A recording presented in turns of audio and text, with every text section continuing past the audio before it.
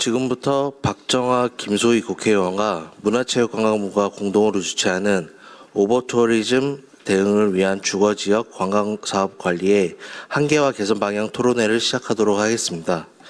오늘 토론회가 주거지역 관광관리의 한계를 점검하고 오버투어리즘에 대한 현실적인 대응 방안을 모색하는 뜻깊은 논의의 장이 되길 기대합니다. 다음은 바쁘신 일정에도 참석해 주신 내빈분들을 소개해 드리겠습니다. 서울특별시 김병민 정무부시장님 참석해 주셨습니다.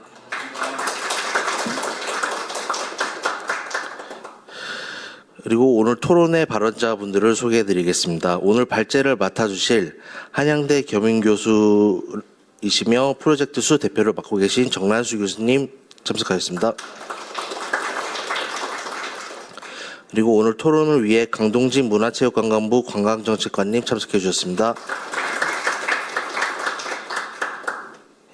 김명주 서울특별시 관광체육국장님이 부득이한 사정으로 불참하시게 되어 하동준 서울특별시 관광정책과장님 대신 참석해 주셨습니다. 그리고 김성윤 한국문화관광연구원 부연구위원님 참석해 주셨습니다.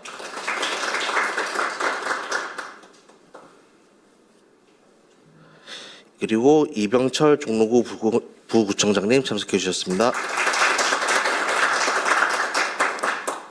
이어서 바쁘신 와중에도 참석해 주신 분들의 축사를 듣도록 하겠습니다. 김병민 서울특별시 정무부시장님의 말씀 듣도록 하겠습니다. 네, 안녕하세요. 반갑습니다. 서울시 정무부시장 김병민입니다. 토론회를 주최하신 우리 박정아 의원님, 김소희 의원님이 거의 다 오셨다고 합니다. 네, 조금만 기다려 주시면 아마 오늘 좋은 자리를 마련해 주신 의원님들 도착하실 거라 생각하고요. 오늘 오버투어리즘 대응 토론회를 가지면서 굉장히 의미 있는 자리라고 생각되는 건 저희 서울시도 오늘 이 자리에 함께하고 있습니다만 중앙정부인 문체부에 오늘 강동진 정책관님도 오시고 또 자치구인 종로구 이병철 부구청장님도 오시고 관련 전문가들까지 함께 오셔서 중앙정부와 지자체가 머리를 맞대고 오버투어리즘에 대한 대응을 어떻게 우리가 실효성 있게 해나갈 것인가를 의미 있게 대안을 모색하는 자리라고 생각합니다. 제가 2024년 7월 달에 한 2년 정도 전 서울시 정무부시장으로 처음 취임을 했을 때 제일 처음 맞닥뜨렸던 민원인분들이 북초원에 계시는 분들이었습니다. 유명한 방송인이었던 마크 테토 씨도 함께 오셨고 한 언론사의 기자님 또 서울대학교의 교수님이 같이 함께 자리를 하시면서 주셨던 민원 내용의 핵심이 북촌에 살고 있는 주민 입장에서 너무 괴롭고 힘들다는 목소리를 많이 주셨거든요. 오버 투어리즘이라는 말이 이제 막 나오기 시작하면서 북촌이 활성화되고 세계적인 명소로 자리매김했음에도 불구하고 현장에 살고 있는 주민들이 겪고 있는 괴로움이 매우 크다. 첫 번째로 사람들이 모여들면서 저녁 야간 시간이고 아침 시간이고 나의 사생활이 더 이상 보호되지 못한다는 게 제일 큰 목소리였고 많은 관광객들이 다니면서 있는 쓰레기 문제, 주차에 관한 여러 가지 문제들이 일상생활의 괴로움을 증가시킨다는 말씀도 주셨고 또 북촌 같은 경우는 한옥 체험업이 2013년도에 30개에서 2025년에 130개로 증가하는 과정들을 거쳤는데 한옥 체험업이 일반 시민들에게 줄 수 있는 관광의 효능감이 있습니다만 이게 제대로 관리가 되지 않는 한옥 체험업의 활동들로 인해서 여기서 나오고 있는 소음 등의 민원들이 일상 지역에 있는 주민들에게는 굉장히 큰 고통으로 다가선다. 그래서 본인 집에서 찍었던 영상들을 보여주면서 얼마나 힘든 시간을 지내고 있을지를 얘기를 해줬던 기억들이 납니다. 서울특별시가 이러한 종로구 북촌에 대한 정주권 보호를 위해서 전국 최초로 특별관리지역으로 지정을 하고 그 이후에 여러 가지 제반 여건들을 조성하기 위한 노력들을 꾸준히 해오고 있습니다만 그럼에도 불구하고 여전히 이 오버 투어리즘 문제는 우리에게 풀어야 될 숙제로 남아있다고 생각합니다. 서울시가 앞으로 더 해 나가야 될 일들에 대한 일들도 오늘 저희 서울시에서 오늘 하동준 관광정책과장님이 자리하고 계신데요. 그동안 해왔던 일들에 대한 설명과 앞으로 더 해나갈 과제들을 아마 설명해 줄 거라고 생각합니다. 오늘 이 자리를 통해서 앞으로 북촌 지역뿐 아니라 대한민국 이 관광 지도 속에서 더 활성화시켜야 될 곳들에 대한 이 병종과 동시에 오버티어리즘 극복을 위해서 같이 해나가야 될 정부와 지자체 각각의 역할들을 더 추가할 수 있는 귀한 자리가 되기를 다시 한번 바라고요. 이렇게 좋은 자리를 마련할 수 있도록 기회를 주신 우리 김소희 의원님과 또 제가 정말 좋아하는 우리 박정아 의원님께 다시 한번 감사 인사드립니다. 고맙습니다.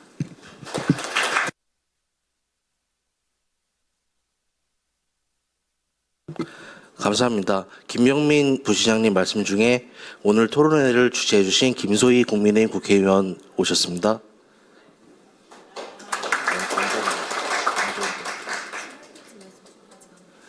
예, 그러면 먼저 기념 촬영부터 하도록 하겠습니다. 예, 예, 아니. 네, 김소희입니다. 늦어서 죄송합니다. 저희가 지금 아직 청와대 앞에서 의원총회를 진행 중이고요. 저는 이제 주민분들 만나러 좀 불이 나게 달려왔습니다. 아마 박정아 의원님도 아마 거기 계실 텐데요. 네, 제가 들어오면서 이제 김병민 부시장님 이제 말씀 주신 내용 들었는데 문제점에 대해서 너무 잘 알고 계시는 것 같습니다. 저도 이제 북촌에 계신 주민분들께서 이제 간담회를 요청하셔서 저도 좀 들었거든요. 그 이후에 그러면 입법적으로 이 문제를 어떻게 해결할 수 있을까 해서 법안을 이미 한 차례 발의를 했었고 그 법안의 내용을 또 이제 저는 기후 환경 노동 상임이다 보니까 문체위에 계신 이제 박정아 의원님께 이제 그 법안에 대해서 또 설명을 드렸고 이제 상임위에서 잘 챙겨주셔야지 그 법안이 좀 통과가 되고 실은 이 오버 투어리즘 문제를 겪고 있는 마을이라고 해야 되나요? 동네가 뭐 국내에서 그렇게 많지는 않지만 워낙 서울이 유명해지고 서울에서 한옥마을로 유명한 북촌이 유독 이 문제에서 굉장히 심각한 문제에 직면해 있습니다. 그 부분에 대해서는 꼭 알려드려야 되겠다고 생각을 했고 그 예전에는 저희가 이제 관광객들이 많이 늘어나면 관광객 숫자로 그 뭔가의 사업의 성과를 표시하는 그런 시대가 있었습니다. 근데 지금은 그거는 아닌 것 같아요. 숫자로 우리 몇 명 왔다 이렇게 표시하는 거는 더 이상 지속 가능한 관광이 아닌 것 같습니다. 그래서 저희가 이제 대표적으로 뭐 스위스나 뭐 이런 나라들을 소개를 하잖아요. 그쪽도 매년 꾸준히 많은 관광객들이 찾고 있지만 거기에 살고 계시는 이제 주민들을 생각하면서 지속 가능한 관광을 생각하고 계시거든요. 저희도 이제 서울도 글로벌 시티가 됐으니까 그런 방향으로 좀 가는 게 어떨까 하는 그런 바람이 있습니다. 거기는 숫자를 늘리기보다는 오히려 이 도시를 가고 싶어 하게끔 만드는 뭔가가 요인이 있는데 그래서 스위스는 이거 안 되고 이거 안 되고 이거 안 돼. 그렇게 요구를 하지만 그래도 찾습니다. 왜냐하면 그렇게 관리가 되니까. 본래 모습으로 관리가 되니까.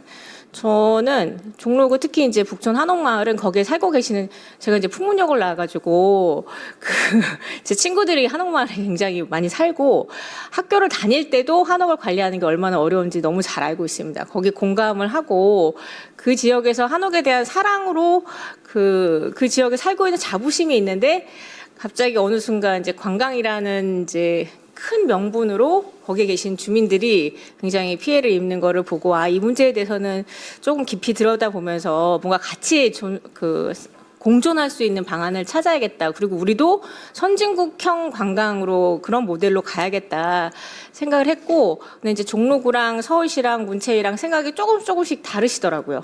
그래서 오늘 이런 자리를 마련했습니다. 처음부터 바로 고쳐지지는 않을 것 같은데 이렇게 터놓고 얘기할 수 있는 자리가 조금 지속이 된다면 접점을 좀 찾을 수 있지 않을까 그렇게 생각이 되고요. 그 지역에 살고 계신 주민들의 입장을 좀 고려하셔서 가능한 그런 방향으로 그리고 또 이제 저희가 나아갈 지속 가능한 관광이라는 그 큰 캐치프레이즈 안에 저희도 스위스처럼 될 수 있거든요. 그런 목표를 가지고 좀 논의를 시작하는 첫 걸음이 됐으면 하는 바람으로 이런 자리를 마련했습니다. 그래서 오늘 당장 어떤 게 이루어지지 않더라도 이 자리를 통해서 각자 이런 생각들을 갖고 계시는구나 이렇게 좀 이해할 수 있는 시간이 됐으면 좋겠고 그 이해를 바탕으로 조금 더 나은 방향, 대안을 좀 찾아갔으면 좋겠습니다. 그런 차원에서 시간 내셔서 아침부터 다 같이 오셔가지고 저희 당 상황이 별로임에도 불구하고 그게 제일 저희가 좀 아쉽거든요. 아니었으면 저희 오늘 이렇게 축사를 해주시고 뭐 이렇게 다 서면을 해주신 저희 당 지도부에서도 많이 참석을 해주셨을 텐데 그 부분이 조금 아쉽지만 그럼에도 불구하고 네 앞으로 이 문제를 계속 잘 챙기도록 하겠습니다. 다시 한번 참석해 주셔서 감사드리고요. 김병민 부시장님 바쁘신 와중에도 와주셔서 진심으로 감사드립니다. 예, 대단히 감사합니다. 말씀 감사합니다.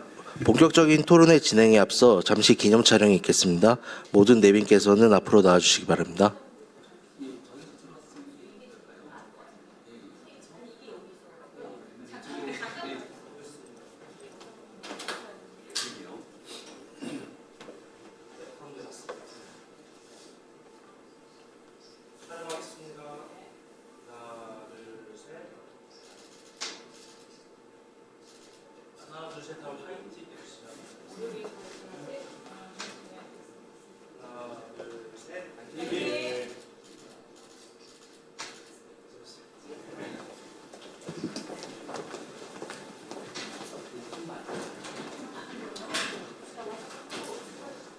그럼 지금부터 본격적인 토론회를 시작하겠습니다.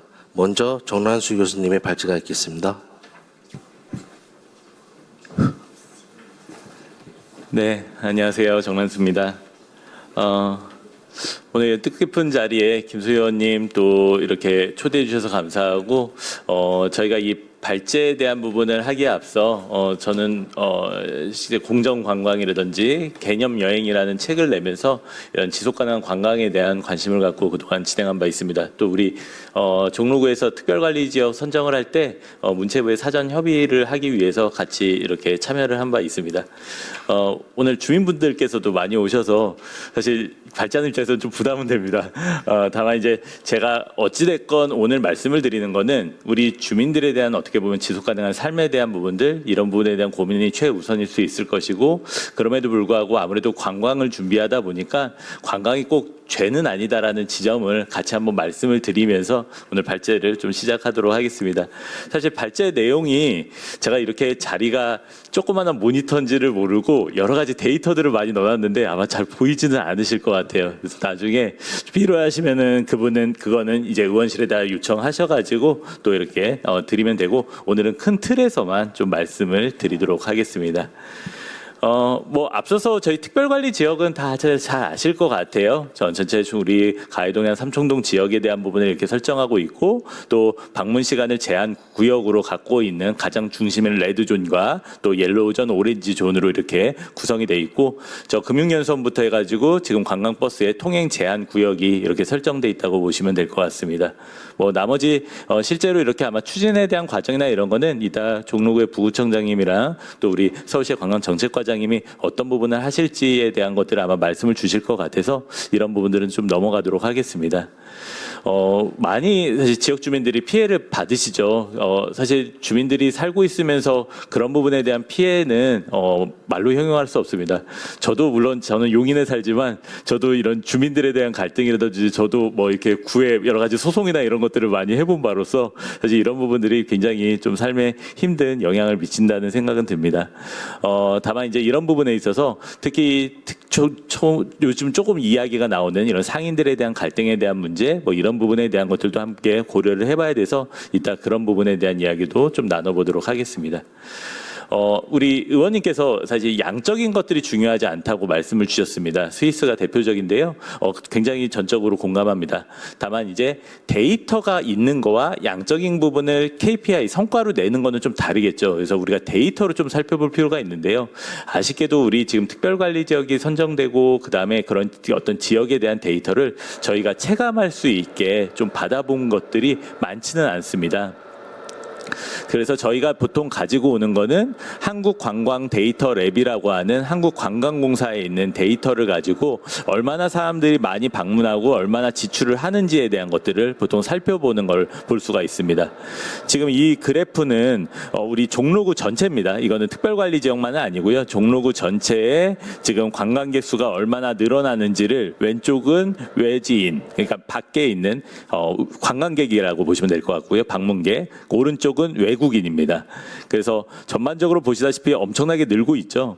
사실 마지막 그래프 가장 마지막 쪽에 있는 그래프 바가 이제 2025년입니다. 그러면 이제 특별관리 지역이 선정되고 나서 지정이 되고 나서 시행이 됐고 난 뒤인데요.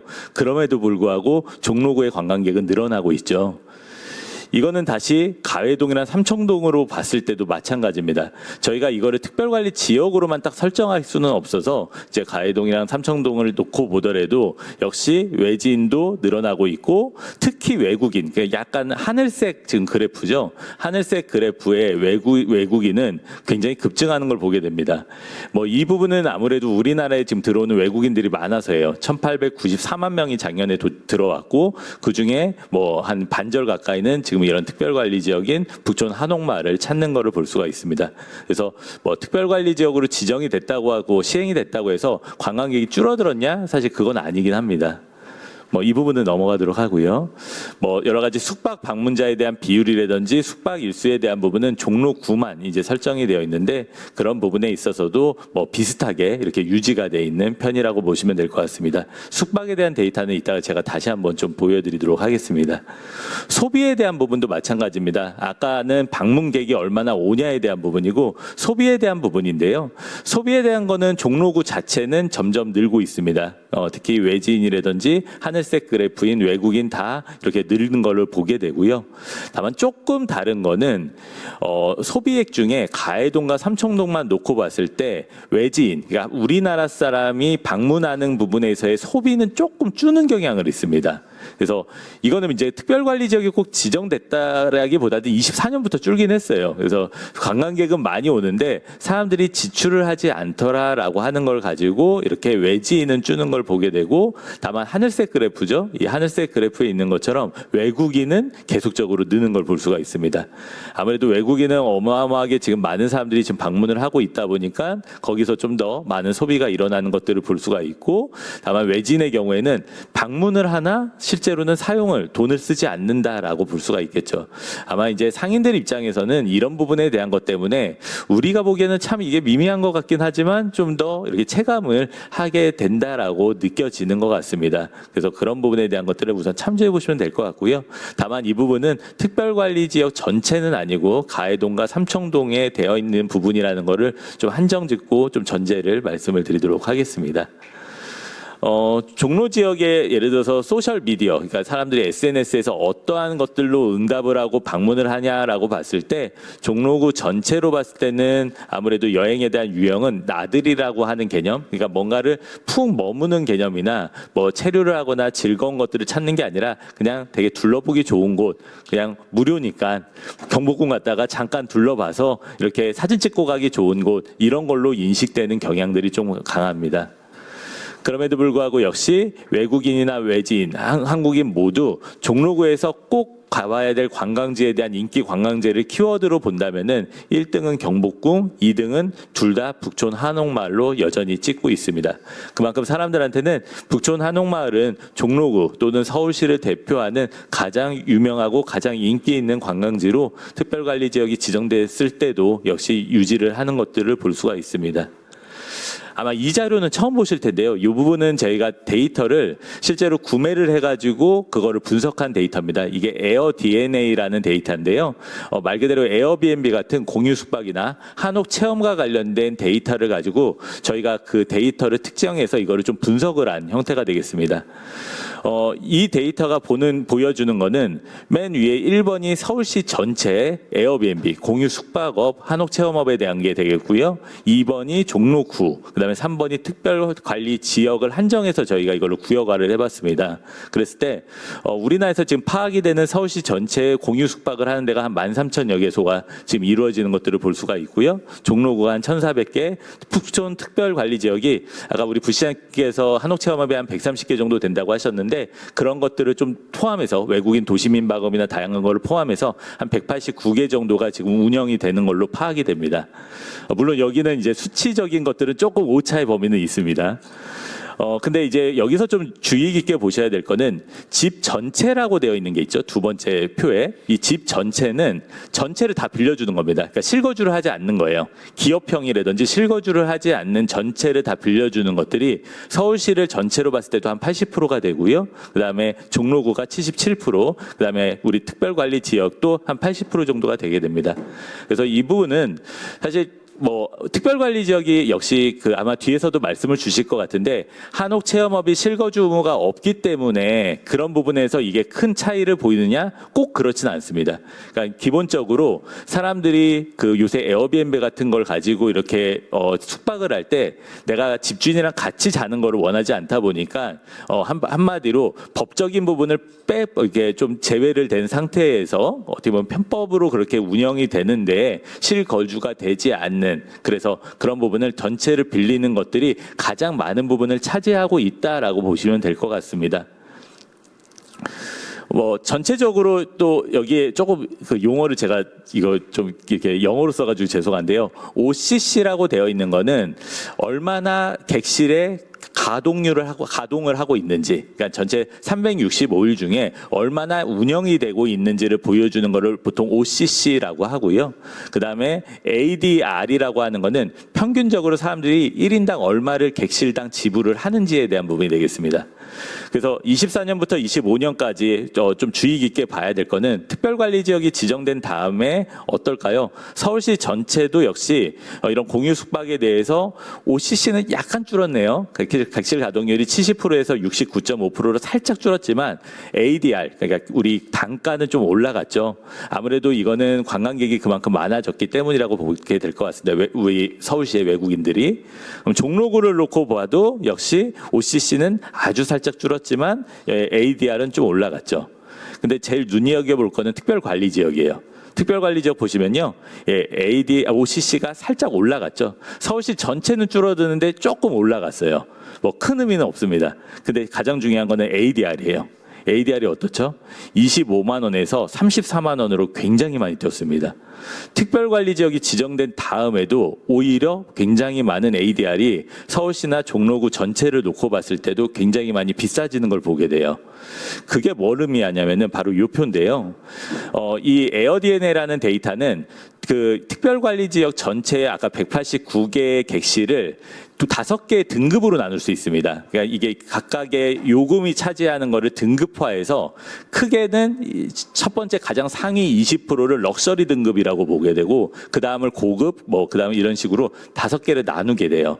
근데 이 5개를 나누면은 전반적으로 다 증가하는 거는 마찬가지입니다. 근데 여기서 눈여겨볼 건 뭐냐면은 럭셔리형이에요. 그러니까 가장 상위 20%를 보게 되면은 ADR도 OCC도 좀 올라갔죠, 많이 올라갔고 그리고 ADR이 어마어마하게 올라갔어요. 그러니까 24년에 30만 원에서 40만 원으로 확 뜨게 됩니다.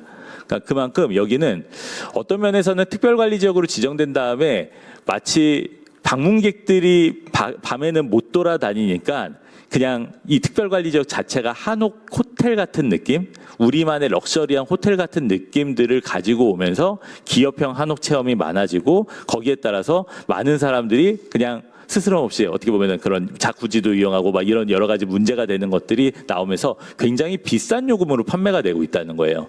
그래서 특별관리지역이 지정되고 난 뒤에도 사실 이런 부분에 대한 문제, 특히 이런 럭셔리한 어떻게 보면은 우리 지역이 한옥 호텔이 돼버린 그런 느낌들도 좀 하나의 문제점으로 지적이 되는 것들이 지금 이런 데이터로 나타나는 현실이라고 볼 수가 있을 것 같습니다. 그래서 제가 지금까지 이렇게 데이터로 놓은 것들을 가지고 좀 여러 가지 좀 생각을 해봤던 것들을 좀 살펴보면은 특별관리 지정을 통해서 물론은 여러 가지 좀 사회적인 긍정적인 효과가 분명 발생했습니다. 특히 저녁에 관광객들이 들어오지 못하게 하면서 그런 부분에 주민들에 대한 좀 피해 폭이 일정 부분은 감소됐다라고 볼 수는 있을지 모르겠습니다. 근데 그럼에도 불구하고 해결되지 않은 과제들도 분명 있죠. 요거는 제가 이제 특별관리 지역이 처음에 지정이 될 때도 좀 문제점으로 지적을 했던 건데 이게 이용객에 대한 제한이 있는데 숙박객에 대한 제한이 없습니다. 결국 지금도 숙박을 하는 사람들에 대해서는 여기서 숙박을 하는지 그런 것들을 보여주면은 당연히 그런 것들을 입장을 하게 되다 보니까 실질적으로 이 관광객에 대한 제한에 대한 것들이 이게 가능한 것인가라는 의구점이 들게 되죠. 또 한편으로는 내가 숙박을 예약했다라는 표를 그냥 예약하고 취소한 상태에서 그거 보여줘도 들어올 수 있어요. 그래서 그런 부분에 대한 좀 문제점들이 존재한다라는 지점들 좀 있을 것 같고요.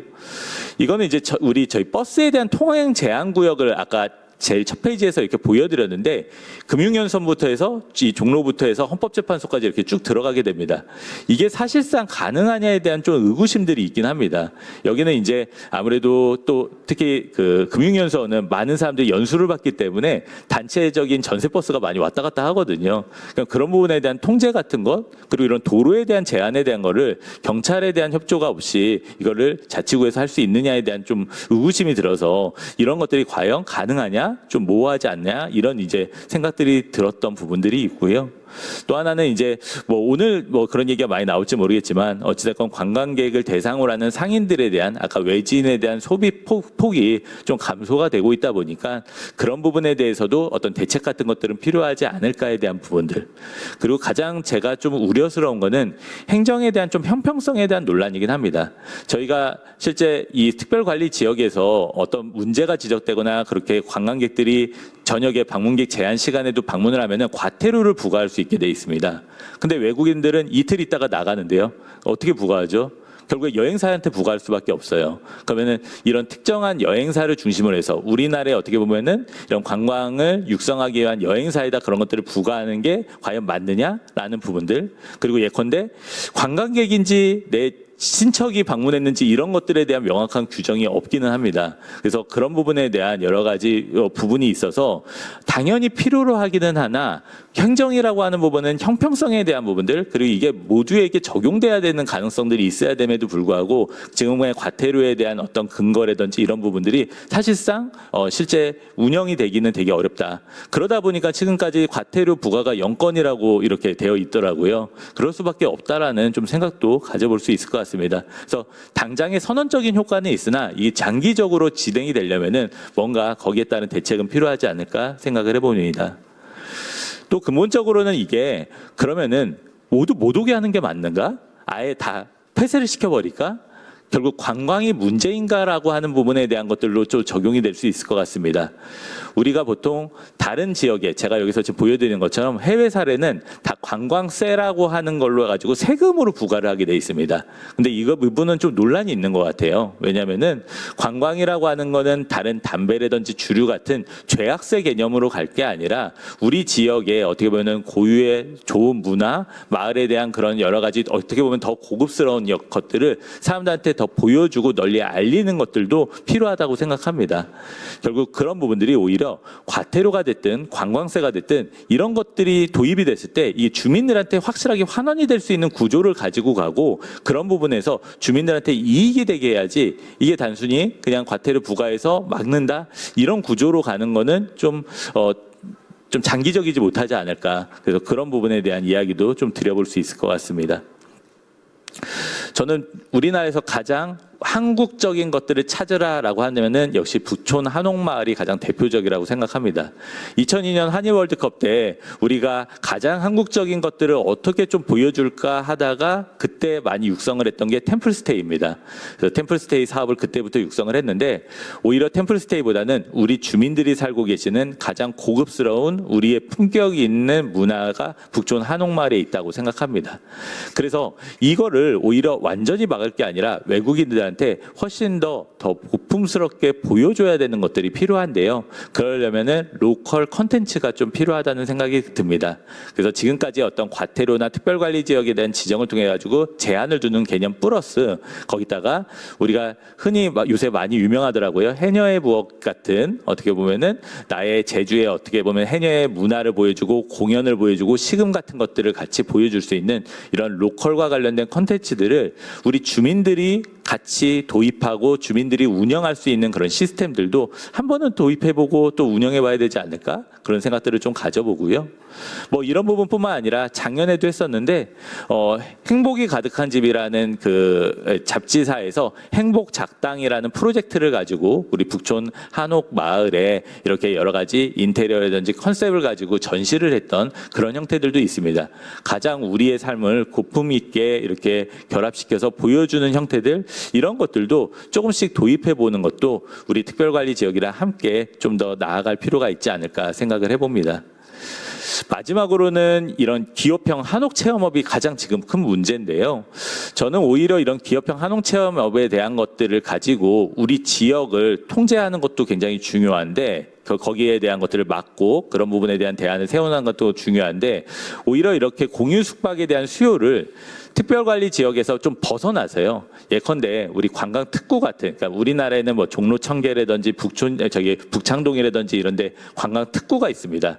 그러니까 외국인 이런 관광 특구에 대해서는 조금은 더 외국인 도시민박업을 활성화시켜서 어떻게 보면은 북촌 한옥마을에서 꼭 사람들을 잠을 재우는 게 아니라 잠은 조금 더 외곽에 나가가지고 그런 것들을 잘 수 있는 시스템들 이런 부분에 대한 규제에 대해서 좀 더 완화를 지켜주는 그래서 한쪽으로는 규제를 강화하고 한쪽은 좀 규제를 완화하는 그런 정책 같은 것도 필요하다는 생각이 좀 들게 되고요.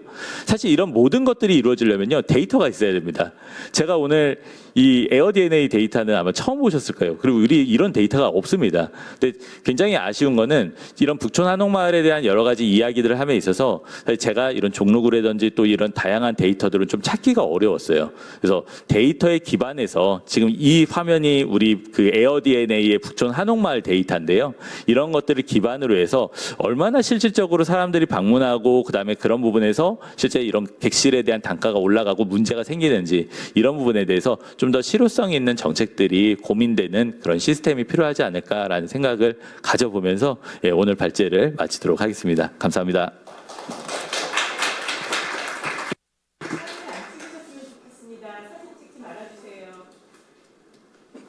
발제 감사합니다. 이어서 토론자 여러분의 말씀을 들어보도록 하겠습니다. 먼저 하동준 서울특별시 관광정책과장님부터 진행해 주시겠습니다. 예, 반갑습니다. 네, 서울시 관광정책과장 하동준이라고 합니다.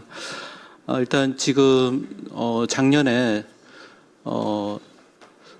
한국을 방문한 외국인들이 있는데 그 중에 이제 서울을 방문한 인원도 대략 한 1,500만 명이 좀 안 됩니다. 대략 한국을 방문하는 방문객 중에 대략 한 80%가 못 되는 인원들이 서울을 방문하고 있는데요.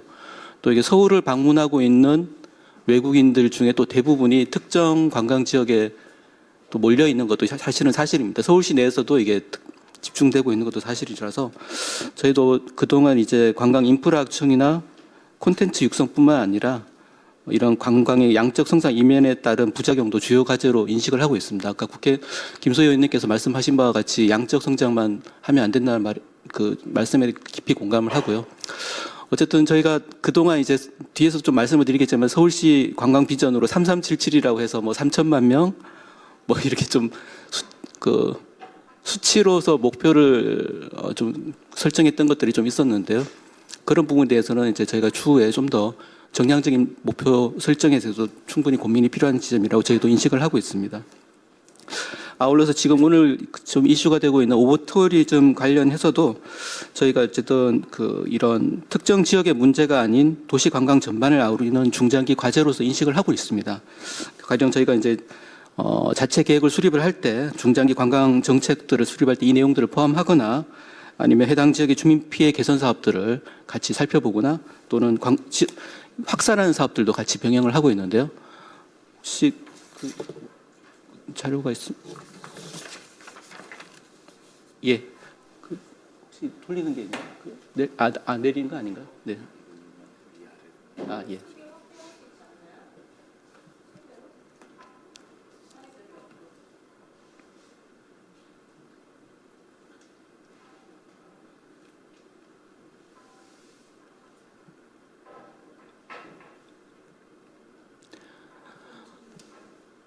예, 이렇게 하겠습니다. 예. 저희가 대략 이제 그 3천만 관광시대 관련해서 서울 미래비전이라는 것도 있고요. 공정관광계획과 관광개발계획들이 있습니다. 여기에서도 저희가 지금 오버 투어리즘에 대한 개선 방안 같은 것들도 지금 녹여서 최대한 정책적으로 이에 대한 문제점들을 개선하고 하는 방법들을 고민을 하고 있습니다. 지금 구체적으로 그 북촌 특별관리 지역 같은 경우는 옆에 이제 그 종로구 부구청장님도 나와 계시니까 뭐 특별히 저희가 구체적인 말씀을 드리기는 좀 한데 그 뒤에서 말씀드리면 될 것 같고요. 앞쪽 그냥 설명하겠습니다. 예. 저희가 이제 일단 지금 특별관리구역 같은 경우는 2024년도에 설정이 돼 있었는데요. 저희가 일단 뭐 그 전부터 일단 특정 지역에서 주민들의 민원들이 지속 제기되고 있었기 때문에 대략 한 2019년부터는 종로구의 주민 피해를 최소화하기 위해서 뭐 많지는 않지만 보조금들을 일단 지원해서 주민 개선 사업들을 시행하고 있었고요. 아울러서 이제 이 지역 주민들의 정주 환경 개선을 위해서도 아까 김병민 부시장님께서 말씀하셨다시피 이 한옥에서 거주하고 계신 분들이라든지 그 거주민들의 정주 환경 개선을 위해서도 다양한 사업들, 예를 들어서 이제 북촌 도시재생 활성화 사업이라든지 하는 사업들을 추진해 왔습니다. 아울러서 이제 이 특별관리구역 지정하면서 아까 그 교수님께서 이제 빅데이터 말씀을 해주셨는데요. 저희도 이제 확인을 해보니 일단 분명한 거는 방문 제한 시간대 관광객의 비중은 감소를 하고 있는데 허용 시간대 중심으로 방문 행태가 재편되는 그 일정 수준의 정책 효과는 확인되면서도 한편으로는 특정 시간대에 관광객들이 밀집되는 그런 문제점들도 마찬가지로 좀 확인할 수 있었고요. 아울러서 이제 이 특정 지역 규제만으로는 오버 투어리즘 문제의 근본적 해결에 한계가 있다는 부분들은 분명히 있는 것 같습니다. 그래서 저희가 좀 오늘 이 자리에 좀 말씀드리고 싶은 거는 저희가 이제 관광객 분산을 위해서 서울시에서 하고 있는 사업들이 좀 있긴 있습니다. 예를 들어서 이제 저희가 그 지역 관광 랩 사업이라고 해서 자치구별로 관광 명소를 발굴 확산해서 최대한 특정 지역의 관광객들이 몰리지 않고자 하는 사업들을 뭐 좀 티가 많이 나진 않지만 꾸준히 해오고 있었는데요. 저희가 지역 관광 랩 사업이라고 하고요. 대표적으로 이제 각 자치구별 명소를 하나씩 정하는 그 서울 에디션 25라는 사업들을 하고 있습니다. 그래서 이를 통해 가지고 저희가 주변 지역의 관광 시설이라든지 상권, 거리, 카페들이 같이 좀 활성화될 수 있는 사업들을 하고 있고요. 아울러서 이제 그 조금 뭐 마이너한 얘기긴 하지만 그 내외국인 인플루언서들을 활용해서 이런 부분들이 좀 더 입소문이 나게끔 하는 사업들을 마찬가지로 병행을 하고 있습니다. 아울러서 이제 이 지역 관광에 관련해서는 서울시뿐만 아니라 지역 자치구에서 역할도 굉장히 중요하다 보니까 저희가 해당 지역의 특성에 맞게 자치구에서 그 관광 전략을 수립할 수 있도록 맞춤형 관광 컨설팅 사업도 마찬가지로 병행을 하고 있습니다. 대표적으로 지금 표에 나오는 것들은 지금 각 구에서 시행하고 있는 컨설팅 사업들인데요. 마포구의 뭐 순환 열차 버스라든지 아니면 서대문구의 도심 숲속 복합 힐링 문화센터 건립과 관련된 콘텐츠 구성, 영등포구 같은 경우는 의료와 웰리스 관련해 가지고 관심들이 많으셔 가지고 관련 사업들을 구체화하는 방안들을 고민하고 있습니다. 저희가 지금 앞서 교수님께서 말씀하셨다시피 이제 오버 투어리즘 문제는 이제 시작인 거고 앞으로 이제 점점 개선한 방안들을 고민해 나가야 되긴 한데요. 저희 시에서도 이게 단기적인 해결이 존재한다고 보진 않습니다. 이게 규제와 함께 어떻게든 이 관광 수요를 분산할 수 있는 그 정부와 시 차원에서의 노력, 또 자치구도 필요하겠고요. 지역 주민들의 참여 같은 것도 굉장히 중요하다고 보고 있고요. 이런 좀 더 효과를 보기 위해서 데이터를 기반으로 한 정책 점검과 현장 의견 수렴해서 앞으로 저희가 이제 또 새롭게 또 이게 관광 정책 기본 계획도 수립할 때 이런 것들을 반영한 것들을 고민해 나갈 예정입니다. 일단 서울시에서 추진하고 있는 내용들을 좀 간략히 소개해 드렸습니다. 이상입니다.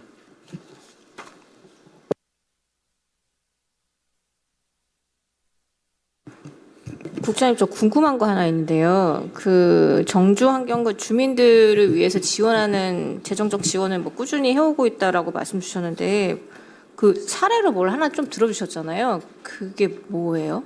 좀 구체적으로 좀 설명 주실 수 있으실까요? 그 시에서 일단 지원하고 있는 보조금 형태로 꾸준히 지원하고 있는 것들은 보통 한 1억에서 1억 5천 사이인 거고요. 이것들은 이제 실제 종로구에서 북촌 그 특별관리구역 지정하고 있을 때 보조금에 같이 이제 보조금이 사용되고 있습니다. 그래서 이제 그 계도하거나 종로구에 지원을 하면 예, 종로구에서 맞습니다. 북촌 특별관리 지역에서 거기에 필요한 비용으로 사용하고 있다. 예, 자치구에서도 추가 그 구비를 별도로 확보해서 같이 사용을 하고 그건 이제 있고요. 추 종로구에서 통해서 얘기 들으면 예, 되겠네요. 그렇습니다. 네. 예. 좋은 의견 감사합니다. 다음으로 이병철 부구청장님 말씀 주시겠습니다.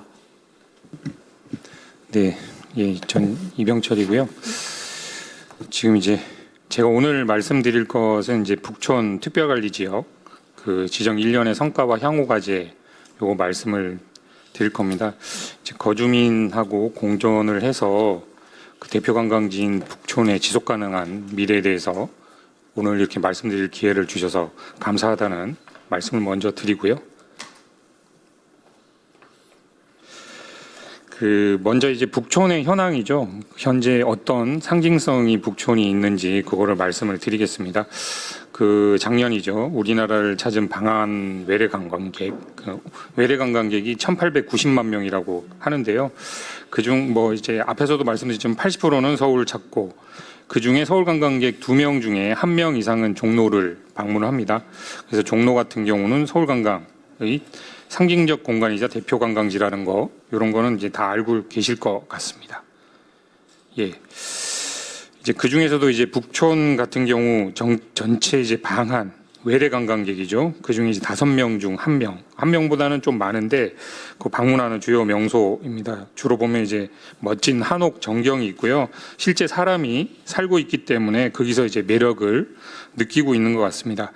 제가 이제 자주 그 유현준 교수님 유튜브를 보고 있는데 아마 작년 9월인가 10월쯤에 유현준 교수님이 캐대언을 분석한 유튜브를 한번 본 적이 있거든요. 그래서 거기 이제 낙산 성곽길도 나왔지만 북촌 한옥 마을에서 그 캐대언의 두 주인공이 한옥 위에서 그 지붕 위에서 대결을 하는 장면이 있더라고요.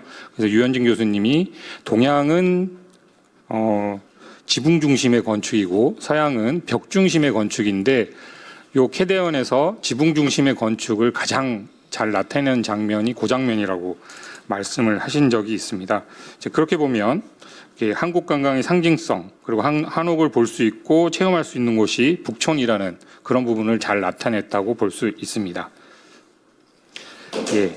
근데 역설적이게도 삼청동 가해동으로 이제 대표되는 북촌 같은 경우에 주민이 6,000명 정도 있는데 1,300만 명 정도 이거는 이제 국내 관광객입니다. 그게 그러면 주민하고 따지면 2,000배 정도 이렇게 오기 때문에 당연히 무단 투기도 많고 소음, 사생활 침해 요거는 앞에서도 얘기했습니다. 그 정주권 침해가 계속되어 왔습니다. 그래서 북촌이 국내 오버투리즘 대표적인 사례가 된 거는 다 아실 것 같습니다.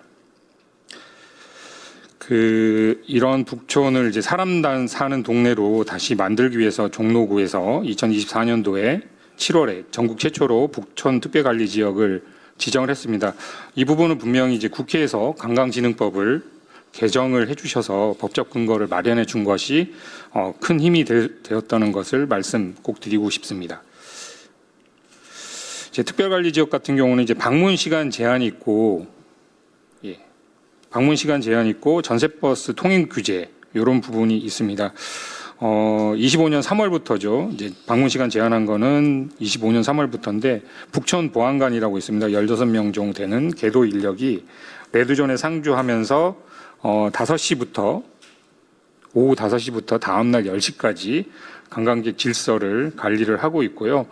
저희가 이제 시범 기간을 거쳐서 전세버스 이제 통행 제한 구역을 지금 하고 있는데 26년 올해 1월부터는 불법 주정차 혼잡 해결을 위해서 이제 과태료 부과하는 것까지 지금 하고 있습니다. 그래서 특별관리지역 한지 이제 1년 정도 됐는데 어느 정도 뭐 우려는 있었지만 성과가 좀 있었던 부분을 말씀을 드리면 먼저 이제 주민 목소리를 여기 이제 PT에 담아놨는데요. 이제 아침에 고요가 돌아왔다는 말씀을 하신 분들도 있고 그 계속 북촌에 살 수 있을 것 같다는 어르신 감사 인사도 있었다고 제가 들었습니다. 그리고 이제 아까 정난수 교수님이 이제 그 데이터를 많이 보여주셨는데요. 저희도 이제 그 변화를 데이터로 확인을 해보면요. 밤과 새벽 시간대 이제 거주 민감 시간대죠. 방문 비율 같은 게 좀 이제 5% 정도 시행 후에 5% 줄은 거 그렇게 돼 있고요. 방문 허용 시간대에는 5% 정도 높아져서 이제 그 집중도가 그쪽으로 높아졌다는 것을 볼 수가 있습니다. 그리고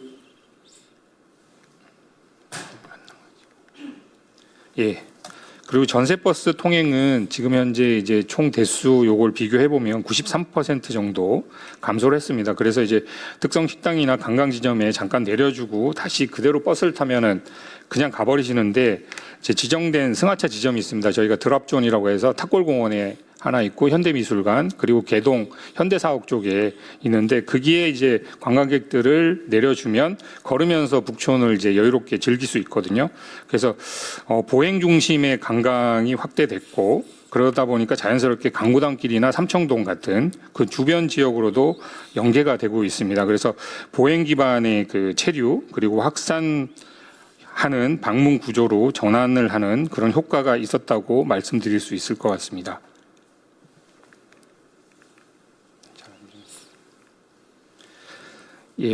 그리고 이제 유동 인구 같은 경우 지금 보시면 이제 2분기 기준으로 비교를 해보면 3.8% 정도 늘었고 점포당 이제 매출도 작년 3분기랑 재작년 3분기랑 비교를 해보면 6.3% 정도 늘었습니다. 그리고 공실률 같은 경우에는 이제 지금 감소한 부분이 이제 보이고 있습니다.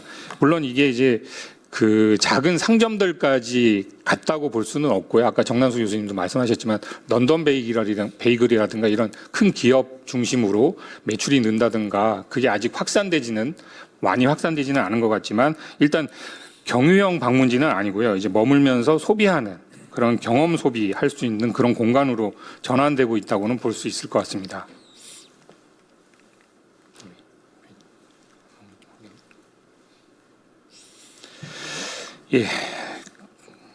그런데 이제 해결되지 않은 문제점이 있습니다. 아까 이제 김병민 부시장님도 말씀하셨지만은 담장 안에서 이제 자꾸지 목욕을 하는 그런 부분이 있습니다. 이게 이제 변형된 한옥 체험업이고요. 그 이제 난립하는 기업형 한옥 스테이들이 있습니다. 요것 때문에 굉장한 불편이 있고요. 그다음에 이제 여기도 있지만 이제 캐리어 같은 소음 같은 것들이 있어서 규제 범위 밖에 숙박객에 의해서 주거지 내부로 그 문제들이 이동하는 문제들이 좀 있습니다. 한옥 체험업에 대해서 이제 좀 뭐 다들 아시지만 말씀을 좀 드리면 전통 한옥하고 주민의 거주 문화를 체험할 수 있기 때문에 이게 인기가 굉장히 많습니다. 그래서 일반 숙박업하고 달리 주거 지역 내에 허용이 되고 이제 관광진흥법에 따라서 관리가 되고 있습니다. 그래서 이제 북촌에는 지금 한옥 체험업이 빠르게 증가했고 지금 활성화되어 있는 상태인데요. 그렇지만 이제 실거주를 안 해도 됩니다. 외국인 민박업처럼 거기는 실거주하는 관리인이 있는데 한옥세이는 그게 없어서 한옥 체험업은 없어서 기업형 한옥세이가 확대되고 있고 그 다음에 아까 말씀드린 관리자 미상주, 그 다음에 소음, 안전 위험, 노출 등 문제지가 이제 주거지 안에서 이제 반복되고 있습니다. 그래서 이제 거주문화 체험을 위한 제도가 상업화, 자본화되면서 오히려 주민을 밀어내는 구조로 변질되고 있고 현행 제도상 저희가 막을 수 있는 방법이 지금 현재는 없는 상황입니다.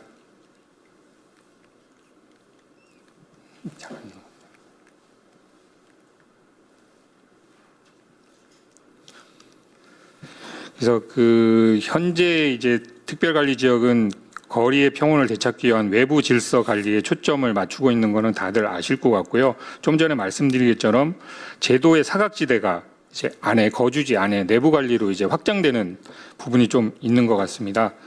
이제 그래서 그 문제를 지금 해결해야 되는 게 이제 종로구의 지금 숙제입니다. 북촌 한옥마을에 대해서. 그래서 이제 3개의 사례를 좀 저희들이 살펴봤습니다. 숙박업 관리를 통해서 주거지 보호에 나서는 이게 3개 도시 사례인데요. 이제 바르셀로나 같은 경우는 신규 허가를 중단을 하고 폐업분만큼만 신규 허용을 하고 있는 허가제 총량제를 지금 하고 있고요. 일본의 교토 같은 경우는 숙박세를 도입했습니다. 이게 1,000엔에서 1만 엔 정도 차등화해서 하고 있고 관광객에 대해서 버스 요금도 차등화를 하고 있습니다. 그리고 암스테르담 같은 경우는 연간 임대일수를 제한하고 최대 이제 숙박객수를 제한하고 있는 상황입니다. 그 공통점을 좀 보면 주거지 이제 그 기능 유지를 위해서 숙박업에 대한 관리 권한하고 제도적 장치를 강화했다는 그런 특징들이 좀 있습니다. 예, 화면에서 PT에서 보듯이 전국적으로 한옥체험은 장려되고 있고 굉장히 활성화되고 있습니다. 하지만 이러한 장려 정책이 이제 주거지역 주민의 평온한 생활환경 유지를 깬다면 특별관리 지역에서도 동일하게 적용되어야 할지 이런 문제점에서 저희들이 이제 개선해야 될 부분을 한번 말씀을 좀 드리려고 합니다. 특별관리 지역 이름에 맞게 특별한 구역엔 특별한 기준이 필요한데요. 여기에 대해서 3가지 꼭 말씀드리고 싶은 게 있는데요. 첫 번째는 제가 오늘 여기 토론회 간다 그러니까 정문원 청장님이 이 부분은 꼭 반드시 얘기를 해야 된다. 그래서 제가 말씀을 드리겠습니다. 이제 특별관리 지역에 맞게끔 관리 권한을 차등 부여해야 되는 부분이 분명히 필요할 것 같습니다. 한옥체험업, 이제 한옥세이라고 하는 부분에 대해서 허가제를 특별관리 지역에는 좀 지금 등록제로 돼 있는 걸 허가제로 해줘야 될 것 같은 필요성이 좀 있고요. 그 다음에 이 총량제 이 부분을 좀 넣어서 지역 특성을 반영한 제도 설계가 필요할 것 같습니다. 그리고 두 번째는 한옥 체험업에는 실거주 요건이 없거든요. 여기서 실거주 요건을 강화를 시켜서 관리를 좀 잘하게 해야 되고 기업형 운영을 좀 억제할 필요가 있을 것 같습니다. 그리고 세 번째는 특별관리 지역은 사실 종로구 말고 이제 한 군데 더 있는 걸로 알고 있는데 실제적으로는 종로구가 선제적으로 운영하고 있지만 관광객 관리와 지원에 있어서 기초지자체 단위의 재정과 권한만으로는 대응의 한계가 있습니다. 저희 같은 경우는 종로 같은 경우는 서울에 있는 궁 중에 4개가 5개인가요? 5개가 저희 종로에 있습니다. 하나는 이제 중구에 있는 덕수궁 빼고는 있기 때문에 저희가 내부적으로 얘기할 때는 약 1,000억 정도의 세수를 못 받고 있다. 이런 얘기를 저희들끼리는 하고 있는데 이런 부분들 따지면 이제 제도의 지속 가능하고 안정적인 운영을 위해서는 제도적 뒷받침도 필요하지만 재정적 뒷받침도 필요한 것 같습니다. 요건 제가 한번 말씀드리고 싶었던 거고요.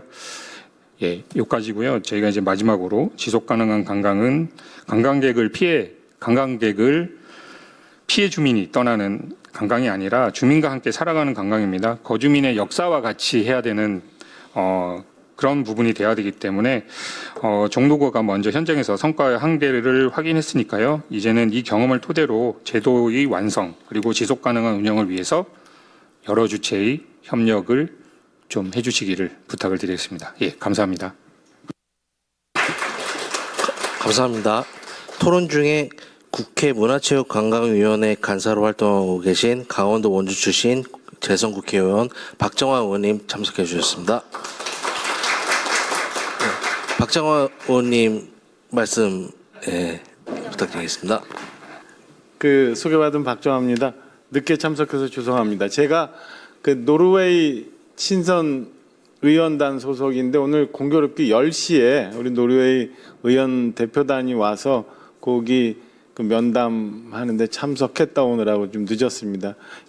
우리 김소희 의원님하고 공동 주최해서 좋은 토론 결과 나오는데 같이 처음부터 있었어야 되는데 늦어서 죄송합니다. 한 10여 년 전쯤에 제가 이제 제주 부지사로 근무를 할 기회가 있었는데요. 그때는 자연 환경 속에서 단체 관광객들이 들어오면서 제주가 이 환경이 나빠진 오버투어리즘 문제가 있었어요. 근데 그 사이에 우리 K컬처가 많이 그 세계적으로 명성을 얻게 되면서 지금은 서울이나 몇몇 군데 중심으로 개별 관광객들이 많이 오는 추세가 됐고 그러다 보니까 이런 그 종로 같은 경우는 특히나 그리고 뭐 가회동, 구기동 이쪽에는 그 관광객들 때문에 실생활하는데 어려움이 생기는 이 오버투어리즘 문제가 생기더라고요. 아무튼 이 적정한 때에 우리 김소희 의원님 발제해 주셔서 이런 토론회가 있게 된 거를 정말 좋은 기회라고 생각을 하고, 서로가 상충되는 문제가 좀 분명히 있을 겁니다만은 그걸 슬기롭게 조화시켜서 어떤 모두가 다 만족할 수 있는 결과를 찾아내는 게 저희들 숙제니까요. 오늘 마음껏 토론해 주시면 그걸 가지고 저희 문체위에서도 많이 고민을 하도록 하겠습니다. 문체부에서도 누가 나오셨죠? 곤란하시겠어요. 같이 우리 고민 많이 하면 돼요. 그러니까 우리 저기 정문원 구청장님께도 그 종로만 생각하지 말고 서울도 대한민국도 다 같이 생각해 주시는 게 좋은 거 아닌가라는 생각이 듭니다. 그래서 그렇게 말씀 좀 전해 주시고, 오늘 다양하게 해주시는 말씀 잘 감안해서 저희가 가장 좋은 방안을 찾아내도록 해보겠습니다. 우리가 갖고 있는 좋은 자산이지만 찾아오는 사람들 오지 말라고 할 수 없는 거고, 그렇다고 마냥 훼손되고 힘들어질 때까지 열어놓을 수도 없는 이런 모순된 상황을 우리가 잘 슬기롭게 만들어가는 그 도출점을 이 자리에서 만들어내기를 기대하겠습니다. 하여튼 여러분들 말씀 주시면 잘 경청해서 듣도록 하겠습니다. 고맙습니다. 좋은 말씀 감사합니다. 다음으로 김성윤 박사님 말씀 주시겠습니다. 네, 안녕하세요. 저는 한국문화관광연구원의 김성윤이라고 합니다. 반갑습니다. 오늘 이 뜻깊은 자리에 초대해 주셔가지고 감사드리겠습니다.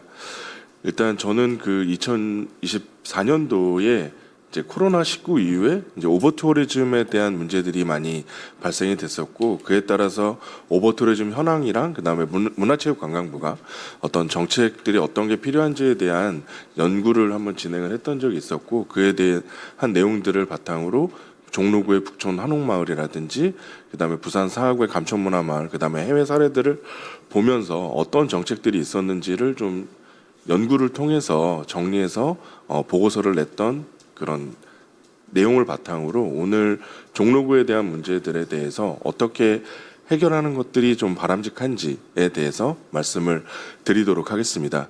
현재 문화체육관광부에서 하는 정책들은 물론 오늘 종로구를 위해서 모인 자리지만 그 지금 의원님께서 발의하신 법안 자체는 이제 관광 사업에 대한 내용들이기 때문에 그런 전반적인 관점에서 좀 말씀을 드리도록 하겠습니다. 문체부는 어떻게 보면 이제 전국 단위의 관광 진흥과 그 다음에 이런 활성화가 우선시되는 정책들을 이제 주로 추진을 하고 있고, 그런 법들이 대부분 관광진흥법 안내에 녹아 들어가 있습니다. 다들 잘 아시겠지만 특별관리 지역에 대한 법안도 제정을 하면서 그때 이제 당시에 한창 연구할 때 화두가 됐었고, 오늘 부구청장님께서 말씀해주신 내용들을 봤을 때 그때 당시의 문제들, 관광객들이 많이 방문을 해서 주민들이 입는 피해들은 저도 이제 오랜만에 데이터를 보기는 했지만 많이 개선된 것처럼 보이긴 합니다. 하지만 그 이후에 나타나는 거의 이제 연구 말미쯤에 이제 아까 말씀하신 어떤 이 숙박객들에 대한 문제들이 또 다른 문제로 부상이 되면서 그때 연구를 수행하는 당시에는 그 부분들이 조금 들어가 있지는 못했다라는 것들을 말씀을 드리도록 하겠습니다. 이런 부분들이 이제 나오다 보니까 아마 의원님께서도 이제 새로운 법안을 발의해 주시고 그런 부분들에 대해서 검토 의견서 그다음에 현재 진행이 되고 있는 것으로 알고 있습니다. 하지만 이 정책들 자체가 어떻게 보면은 아까 의원님께서도 서두에서 말씀을 해주셨지만 한 번에 어떤 정책들이 만들어지기보다는 조금씩 점진적으로 뭔가를 만들어가는 것이 굉장히 중요한데, 그런 의미에서 오늘 자리는 굉장히 뜻깊은 자리라고 생각을 합니다. 다만 이 해외 사례들을 놓고 봤을 때 어떤 이 관광들 대부분의 이제 해외 국가들에서는 관광객들을 수요를 어떻게 분산을 할 것인지, 그 다음에 예를 들어서 이제 어떻게 분산을 할 것인지, 그 다음에 어떻게 잘 홍보를 시켜줄지, 그 다음에 어떤 방법을 통해서 어떤 계측을 하는 방법을 통해서 진단을 어떻게 할 것인지에 대한 정책들이 주로 나오고 있습니다.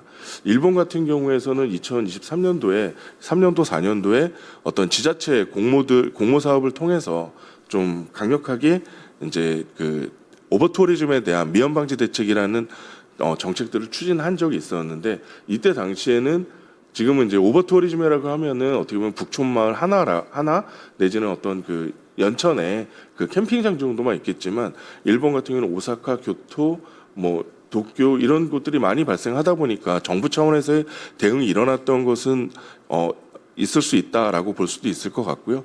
그때 당시 이제 기시다 총리가 지시를 해서 이제 일본 관광청에서 강요회의를 통해서 어떤 한 30개 정도의 지자체에 이제 정책 사업들을 지원을 해주는데 이런 것들이 대부분 다 어떤 분산 정책들을 지원한다거나 어떤 아까 말씀드린 매너 개발, 그 다음에 뭐 감시 카메라 개발, 뭐 이런 것들을 통해서 지원하는 정책들이 주로 이루어졌다. 그 다음에 그때 당시에 이제 프랑스에서도 이제 어떻게 보면 우리나라보다 훨씬 더 많이 오는 프랑스에서도 정부 차원에서의 관광 정책들은 이제 관광객 유동 관리라고 해서 관광객들에 대한 측정을 어떻게 할 것인지를 이제 정책들을 만들어 놓으면서 어떤 정부가 이제 가이드라인을 제공을 해서 지자체나 뭐 우리나라로 따지면 종로구에서 어떻게 관광객들을 모니터링하고 이런 것들의 체계를 어떻게 만들지에 대한 정책들이 이루어졌다. 그렇게 이제 보고서를 작성을 해놨었습니다. 그리고 그 밑에 단위로 이제 뭐 광역이라든지 기초자치단체별로 어떤 정책들이 있었는지를 좀 정리를 해놨었는데 대부분 다 관광객 분산. 그러니까 북촌 한옥마을에 아까 데이터로 보여주셨다시피 1,500만 명 지금 올 정도면은 정말 많은 사람들이 밀집이 되고 거기에 대해서 나타나는 피해는 뭐 저도 이제 가서 보기만 했지만 뭐 한 서너 번 방문해서 보기만 했지만 제가 상상을 못할 정도로 많이 힘드실 것처럼 생각이 듭니다. 다만 이 전반적인 하지만 우리나라 전체의 관광지로 봤을 때는 어떤 이런 법안들이 개정이 됐을 때 어떤 사회적 총편익 그다음에 형평성에 대해서도 좀 고려를 해봐야 될 것이며 이 숙박객을 어떻게 보면 5, 60만 원 정도의 그 지불을 하면서 종로구에 한옥 체험업에 들어간다는 것 자체가 굉장히 매력적인 요소다라고 외부에서 봤을 때는 그런 어떤 시각들이 있긴 합니다. 하지만 이제 주민 여러분들한테 피해가 많이 생기므로 이런 부분들에 대한 어떤 이 규제보다는 좀 다른 방법, 뭐 매너 이미 하셨겠지만 매너라든지 어떤 가림막이라는 이런 것들을 통해서 한번 또 다른 수단을 또 강구해 보면서 좀 진행해 보는 것이 좀 그렇게 조금씩 발전시켜 나가는 것들이 중요하지 않을까라고 생각을 하고 있고요.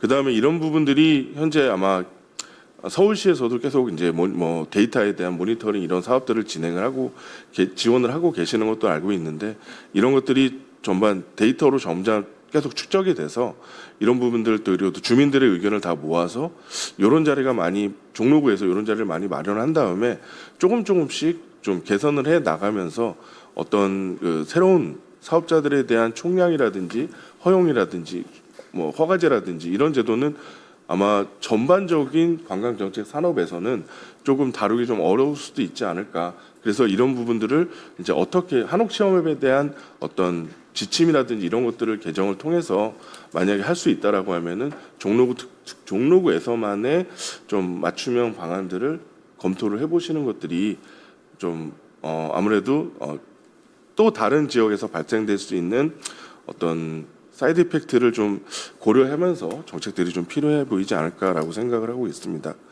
결론적으로 그러니까 오버투어리즘 같은 경우에는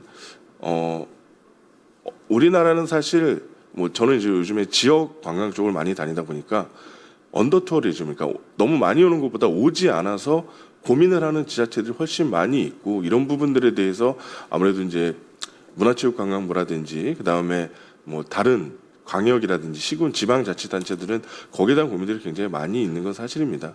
하지만 어떻게 보면 오버투어리즘 문제로 해서 많은 이런 일들이 발생한다는 것들은 조금 어떻게 보면은 장기적으로 다른 지역들도 이렇게 될 수 있기 때문에 문화체육관광부에서도 좀 더 지금 내년에 뭐 올해 2,300만 400만까지 목표를 하고 있는데 이런 부분들에서도 장기적으로는 준비해 나가야 될 필요가 있지 않을까. 왜냐하면 아직까지 오버투어리즘에 대해서 뭐 종로구는 확실하긴 하지만 다른 오버투어리즘 지역들이 어느 정도 기준이 와야지 오버투어리즘이다라고 규정할 수 있는 근거 자체도 솔직히 아직까지는 없습니다. 그리고 그런 것들이 딱 숫자로 정하기도 굉장히 애매모호한 상황이고요.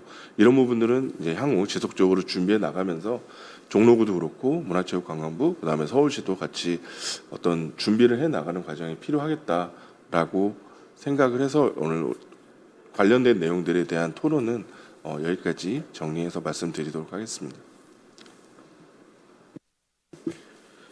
좋은 의견 감사합니다.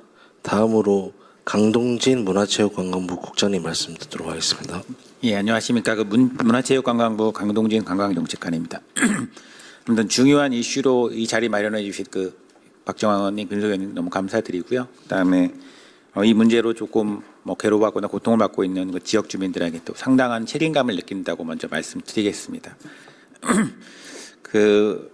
핵심적인 사항 위주로 얘기를 해야 더 많은 분들이 얘기를 하실 수 있을 것 같아서 짧게 얘기를 하겠습니다.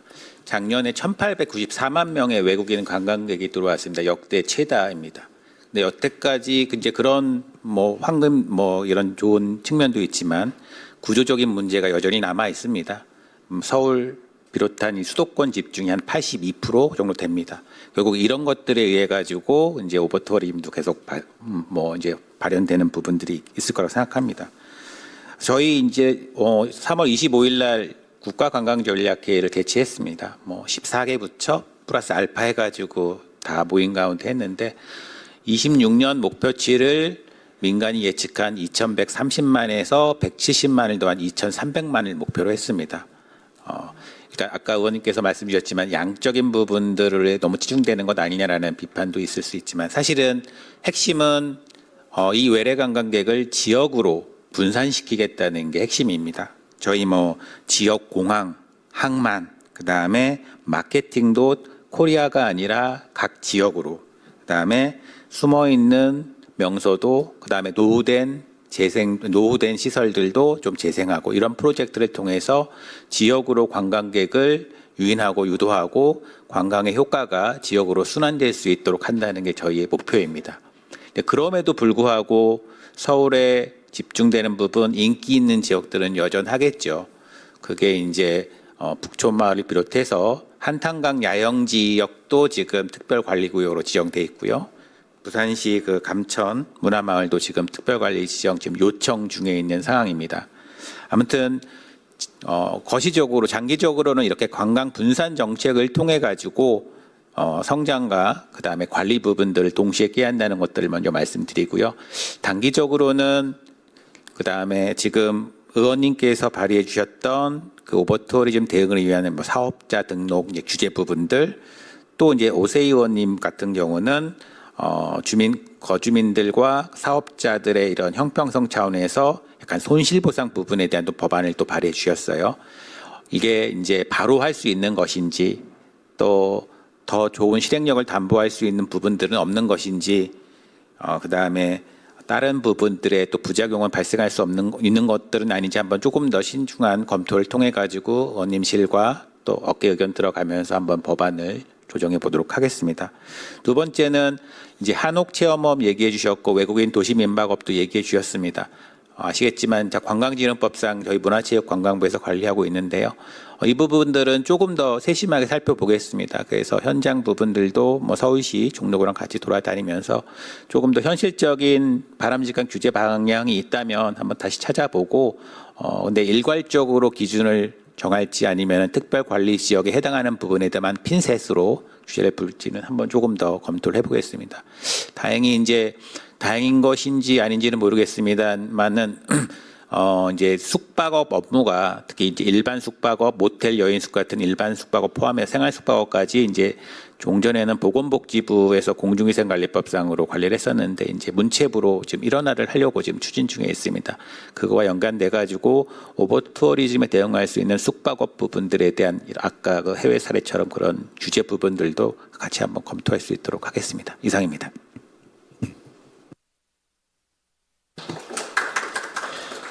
감사합니다. 토론에 참여해 주신 모든 분들과 발제를 맡아주신 정란수 교수님께 감사드립니다. 끝내기 앞서 이제 저희 김소희 주최해 주신 김소희 의원님 말씀 간단히 들어보도록 끝낼 하겠습니다. 수는 없고요. 우리 부자진이 너무 빨리 끝내고 싶어 했는데요.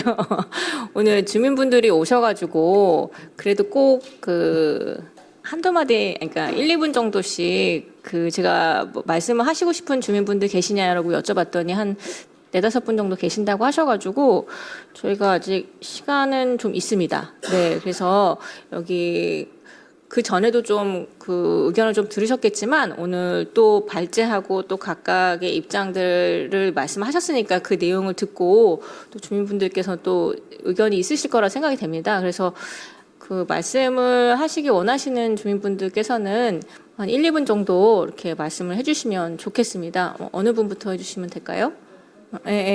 간단하게 그냥.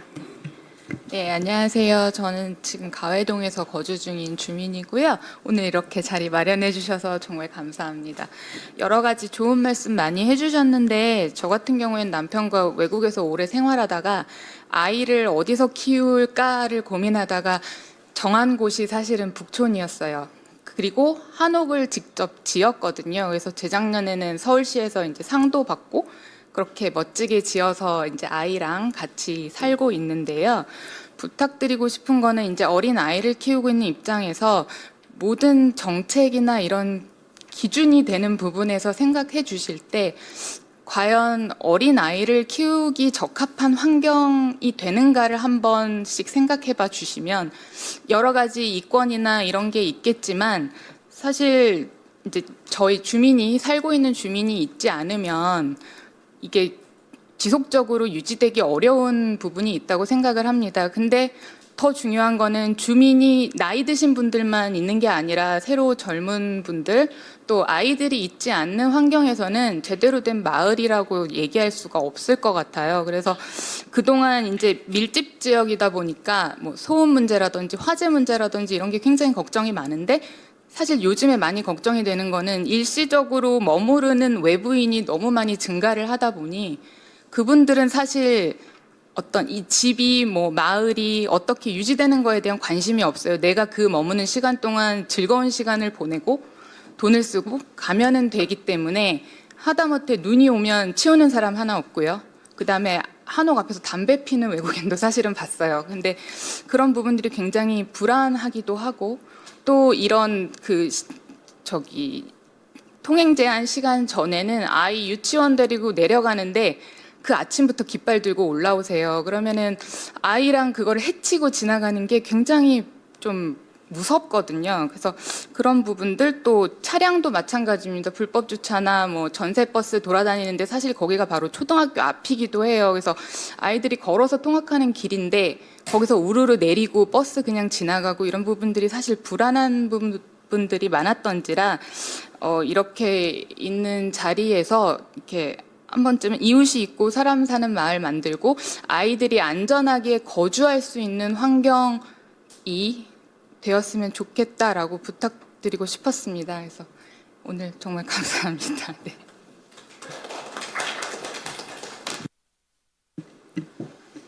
저도 이런 자리 마련해 주셔서 감사하다는 말씀 저도 드리고 싶고요.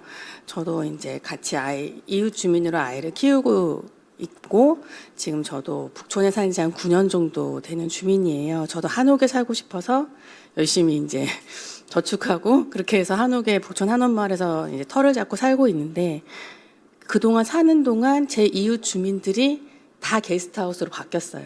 다 정말 저희 길목에 있는 5가구가 다 이사를 가고 1, 2년 사이에요. 그 사이에 노스텔지어라는 그 기업형 숙박업소가 서너 군데가 생겼습니다. 바로 제 이웃집이 노스텔지어예요. 그런데 숙박업만 하는 게 아니라 거기서 공연도 합니다. 사실은 통행 제한 시간을 둔다는 거는 주민들을 위해 휴식 시간을 확보해 주는 건데 오후 7시에도 스피커를 틀어놓고 콘서트를 해요. 그러면 저희 집은 아시겠지만 한옥 밀집 지역이기 때문에 벽이 맞닿아 있거든요. 그럼 저희 집에서는 정말 되게 시끄러울 수밖에 없어요. 근데 이런 거 그리고 즐기시는 거는 이해를 해요. 사실은 12시까지의 소음은 저도 받아들입니다. 저희 집에도 손님이 오시면 그럴 수 있어요. 한옥에서 머무는 거는 굉장히 특별한 경험이니까요. 그런데 새벽 1시, 2시에도 노래방 기계로 노래를 부르는 건 정말 너무 힘든 일이에요. 그래서 저는 이 숙박업을 하시는 분들이 과연 이 숙박객에게 이런 이웃과 함께하는 공간에서 주거 환경에 있는 호텔이라는 거를 말씀해주고 계시는 걸까? 몇 번 말씀드리고 사실은 경찰에도 신고도 몇 번 하고 했는데도 개선되지 않는 부분이 있습니다. 그래서 저는 이 숙박업을 이 주거 환경 내에서 하는 이 숙박업이 사실은 뭐 아무런 그런 제도 없이 우후죽순으로 생겨나고 그 숙박업에서 결혼식도 하고 돌잔치도 하고 콘서트도 열고 이런 것들이 과연 규제가 있나? 이런 게 좀 궁금해지는 부분이 있습니다. 이상입니다. 안녕하세요. 저는 북촌에 살고 있는 주민이고요. 서울대학교 언론정보학과에서 교수 생활을 하고 있습니다. 주민으로서 나왔고요. 강남에서 20년 넘게 살다가 저도 한옥을 평생 좋아했던 사람이기 때문에 이사를 들어왔는데 제가 퇴근을 해서 집으로 오는 길이 이렇게 스트레스를 매일 받는 시간이 되어야 된다는 게 전 사실 굉장히 분노스러워서 앞에 좋은 말씀 많이 해주셨고 했지만 여전히 제가 듣기에는 굉장히 좀 러프한 표현을 좀 양해해 주시면 굉장히 입바른 소리고 그냥 책으로 보신 얘기를 하시는 거라고 생각을 합니다. 이런 토론에 가서 제가 제일 좌절스러운 거는 고민해 보겠다, 살펴보겠다, 공존, 상생, 좋은 단어들. 근데 그 단어들이 굉장히 추상적입니다. 그거는 굉장히 구체적이어야 되는 거고요. 저는 주거지역 관광사업이라는 이 제목을 보고 김소희 의원님 정말 감사드립니다. 왜냐하면 종로구 일입니다. 지금 여기 종로구의 국회의원이나 종로구 국회의원 담당하시는 곽상원 의원실에서 누가 오셨는지는 잘 모르겠는데요. 지금 이 현실이 굉장히 슬픈 대한민국의 현실이라고 생각을 합니다. 주거지역 관광사업이라는 단어 자체가 옥시모론입니다. 구체적으로 오늘 특히 이제 종로구에서 나와서 한옥체험업 이런 거 지구단위계획 서울시에서 이게 주거지 우선이라는 원칙만 확보하시면 하실 수 있는 일입니다. 그리고 그런 일이라는 거 제가 확인을 했고요. 서울시와 문체부는 사실은 굉장히 주민 입장에서는 굉장히 많이 일을 하시기 때문에 억울하실 수도 있겠지만 저희가 민원을 하거나 하면 공떠 넘기게 하세요. 이거 한옥 체험업이라는 게 너무 허울뿐이다. 이거 실제로 규제하실 걸 하셔야 되지 않냐. 왜? 원칙은 주거지 우선입니다. 여기는 그 어느 나라도 주거지가 사는데 주거지역 관광사업이라는 단어는 있어서는 안 되는 겁니다. 저는 이게 상인하고 자꾸 주민을 얘기를 하시는데 주거지역 보호라는 기본적인 행정 의무를 잘못하신 일이지 관광사업과 주거지의 안전이 충돌되는 부분이라고 절대로 생각하시면 안 되고요. 그렇기 때문에 상생이나 공존이나 이런 단어들이 저는 굉장히 우습다는 생각을 많이 합니다. 서울시 발표해 주셨지만 북촌에 대해서 어떻게 하거나 거주지가 충돌하는 부분에 대해서 무엇을 하셨는지 보다는 서울시가 이렇게 하고 있고 1억 보조금을 종로구로 내리고 있다. 저희 보조금 발에서 여기 있는 거 아니거든요. 모든 주민이 기본적으로 누리는 수면권, 학습권, 안온하게 내 집에서 편안하게 지낼 수 있는 헌법적인 기본권을 원하는 겁니다. 이상입니다.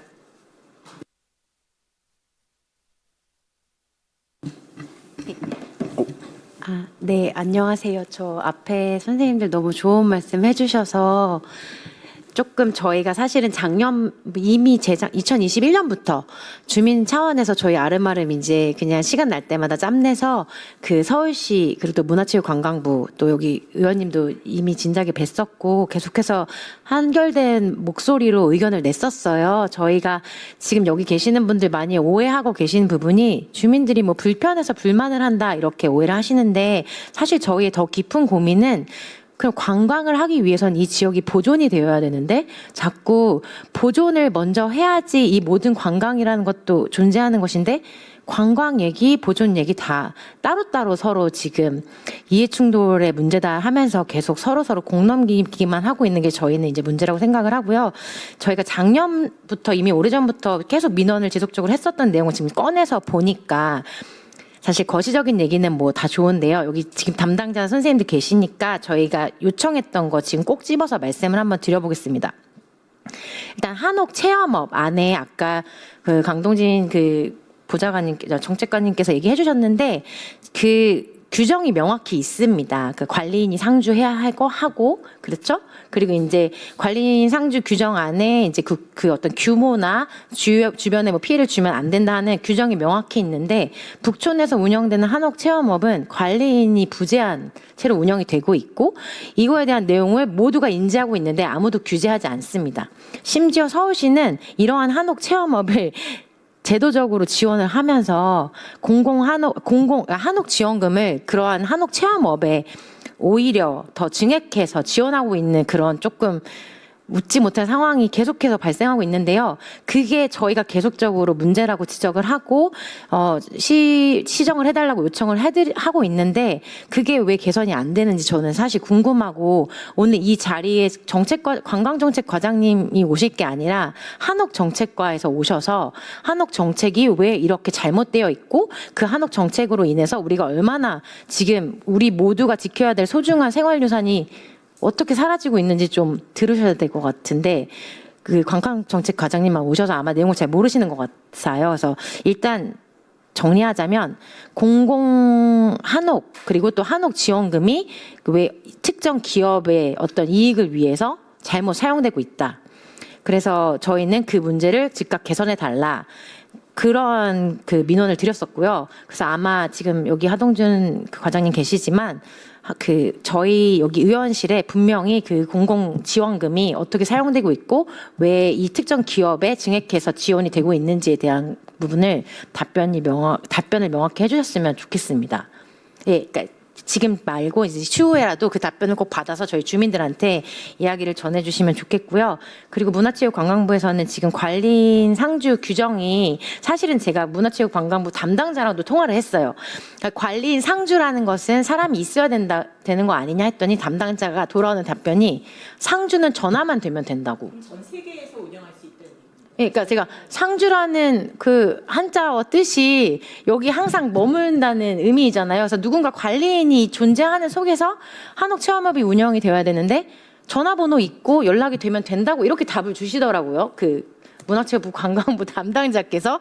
그래서 그 내용이 너무 황당해서 한참을 통화로 싸우다가 그냥 전화를 끊고 그냥 외면하고 지냈어요. 저희가 다 저희 공유하고 있는 내용인데 그래서 그 한옥 체험업 규정만이라도 지켜질 수 있게 해주시고 거기에 더 나아가서 북촌에 맞는 한옥 체험업 규정을 다시 세워달라 하는 게 저희 요구입니다. 근데 일단 기본적인 규정도 안 지켜지고 있고요. 거기 더 나아가서 특별히 한옥 체험업을 북촌 지역은 조금 달리 해석해서 조금 해주셔야 된다는 게 저희의 이제 요청 사항입니다. 그래서 그거 한 가지 말씀드리고 싶고 아까 서울시에 관련된 부분이 좀 약간 중원부원했는데 결론적으로는 한옥 정책이 지금 공공의 자금이 특정 업체 쪽으로 기우는 것을 좀 막아주셨으면 좋겠고 그거에 대한 세부 자료들은 저희가 의원실에도 전달을 드릴 거고 그게 또 서울시나 이미 문화체육관광부에도 저희가 전달을 드렸어요. 그리고 그거 한번 다시 검토하셔서 그거에 대한 적절한 해결책을 좀 마련해 주셨으면 좋겠다라는 생각입니다. 제가 너무 죄송하고 저도 이제 흥분하고 싶지 않은데 너무 오랜 시간 동안 저희는 같은 얘기를 하는데 계속 개선이 되지 않고 이런 데 오면 항상 피상적인 얘기만 이게 나오는 것들이 너무 답답하고 속상하고 솔직히 시간이 너무 아깝습니다. 네. 예, 그래서 정말 이제 한 번만 더 말씀드리면 한옥 체험업이라고 하는 것이 과연 숙박업소인가라는 것에 대해서 재검토가 필요하고 그거를 개선하기 위해서 저희가 알아보니까 지구 단위 계획이 보완이 되거나 변경이 되어야 되더라고요. 그래서 그거를 할 수 있는 것은 한옥정책과인데 한옥정책과에선 손을 놓고 항상 관광정책 담당 과에서만 이렇게 문제를 대응하려고 나오시니까 문제 해결이 전혀 안 되고 있어서 그래서 그 지구단위 계획 변경을 요청드리고 싶고 그리고 한 가지 또 말씀을 드리자면은 저희는 이제 아이를 키우고 있는 학부모인데 그 북촌에 사실 5개의 초중고등학교가 있고 유치원 어린이집까지 합하면 그 수가 더 많습니다. 근데 학교 보통 75m 반경 내에는 숙박업소가 제한돼 있거든요. 그게 우리나라 일반 법인데 그 한옥 체험업이라는 이름으로 되게 특이하게 숙박업소가 계속 생기고 있어요. 그러니까 어떻게 보면 법의 사각지대 안에서 숙박업소가 늘어나고 있는 그런 상황인데 그렇게 되다 보니까 주민들이 이탈하고 있고 학교에 학생들도 줄어들고 있어서 학교도 이제 조만간 없어질 수 있는 위기에 처해 있습니다. 그래서 과연 우리가 원하는 게 한옥 마을이 사라지고 여기에 상업 시설이 들어서서 그냥 한옥의 외피만 가진 어떤 무슨 관광 타운이 생기는 걸 원하시는 건지, 그게 아니라면 지금이라도 서울시는 지구 단위 계획 변경이나 보완을 통해서 그렇게 기하급수적으로 늘어나는 한옥 체험업을 꼭 제한하고 막아달라. 당장 내일이라도 이거 꼭 시급하게 해달라. 그래야 관광도 산다라고 저희는 말씀드리고 싶습니다. 감사합니다. 시간이 조금 있는 건가요? 예. 아니, 다 저보고 얘기해 놓고서 다 얘기하셔가지고. 저는 삼청동에 산 지 이제 40년 가까이 이제 되고요. 제가 아마 제일 오래 살았을 거고, 그동안 변화하는 과정을 되게 많이 받았어요. 그리고 저도 살면서 느낀 게 뭐냐면은, 특히 이제 앞으로 토론회 할 때는 최소한 한 달간 북촌에서 살아보신 다음에 토론을 했으면 좋겠어요. 왜냐면은, 뭐 가림막 하시면 됩니다. 뭐 관치 공존을 생각해 봅시다 하는데 전혀 안 돼요. 그거 한옥이라는 데서 살아보면 정말로 조용할 때는 옆집 화장실 물려있는 소리도 들려요. 그러니까 이 소음의 정도가 우리 아파트 살고 어디 비라에 사는 이런 분들이 듣는 소음하고는 완전 차원이 다른 소름인데, 저번에 유보람 씨는 울면서 저한테 전화 왔었어요. 한번 너무 화가 나가지고. 그 정도로 이 고통의 수준이 너무 힘들고, 두 번째는 이 모든 토론의 기반이 항상 저는 제일 답답한 게, 이 북촌이나 서촌, 특히 북촌은 이 한옥이 지켜진 건 주민들이 버텨낸 거거든요. 어떻게 보면 한 20년 전에 아실 분은 아실 거예요. 북촌에 건설개발업자들이 돈다발 들고 와서 빌라로 지어준다고들 많이 했었어요. 그때 많이 바뀌었거든요. 그때. 근데 지금 남아있는 한옥은 그때 그 돈다발 거부하고 한옥이 좋아서 남겨진 사람들만 남아있는데, 이분들이 버티고 지켜왔기 때문에 북촌이 관광화가 된 거고, 사실 20년 전만 해도 거기 서울의 시골이라고 아무도 오지도 않았어요. 한 6시만 되면은 길에 사람도 안 다니고 맨날 들리는 거는 개 짖는 소리밖에 안 질렀거든요. 이제는 그게 아니라 사람 듣는 소리밖에 안 들리고, 지난 주말에는 제 또 친한 이웃이 길에서 싸우고 있으시더라고요. 관광객들하고 싸우는 내용을 들었더니, 그분이 이제 장 봐가지고 집에 이제 가는 길인데, 관광객들이 이제 소리를 지른 거예요. 이 좁은데 왜 차를 끌고 왔냐. 그러니까 이게 사는 게 얼마나 힘든지, 그걸 이제 내려가지고 화에 싸운 거예요. 그러다 보니까 이게 근본적으로 어떤 문제가 생겨나면 사람도 떠나가는 것도 떠나가고, 이 안에 사는 사람들의 화가 거의 한계치까지 와 있어요. 북촌 분들은 특히. 그래서 이웃 간의 불필요한 언쟁도 사실은 많이 생겨요. 요즘 보면은.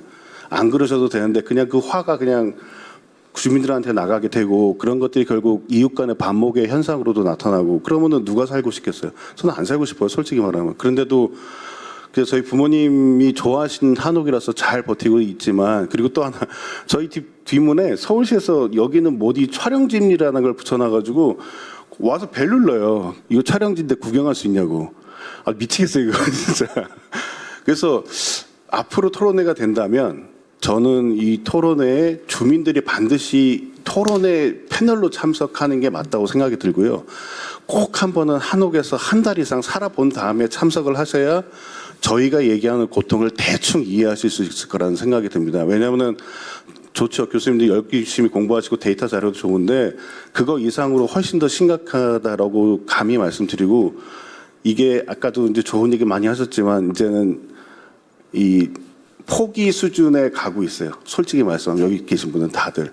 그리고 아이 키우기 거의 힘들어요. 저도 이제 중학교, 초등학교 애가 있는데, 북촌은 사람이 살 수 있는 동네가 아니구나라는 게 거의 이제 우리 안에서는 정설로 돼가는데, 저는 그렇게 해서 이 북촌을 포기하고 싶지는 않아요. 마지막까지 한번 발버둥을 쳐볼 텐데, 그런 부분을 좀 감안하고 난 후에 이 주민분들이 얼마나 많은 것을 포기하고 여기서 지키고 있는지를 좀 생각해 주셔서 이야기를 나눠주시고 정책에 반영해 주셨으면 좋겠고, 필요하다면 주민들이 참여하는 주민위원회를 만들어서 어느 정도의 권한을 쥐어주시는 것도 좋은 방법이 될 수 있겠다 생각합니다. 감사합니다.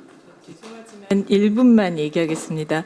아까 제가 이게 관광지로 보는 기본 프레임을 버려야 된다라고 말씀을 드렸는데요.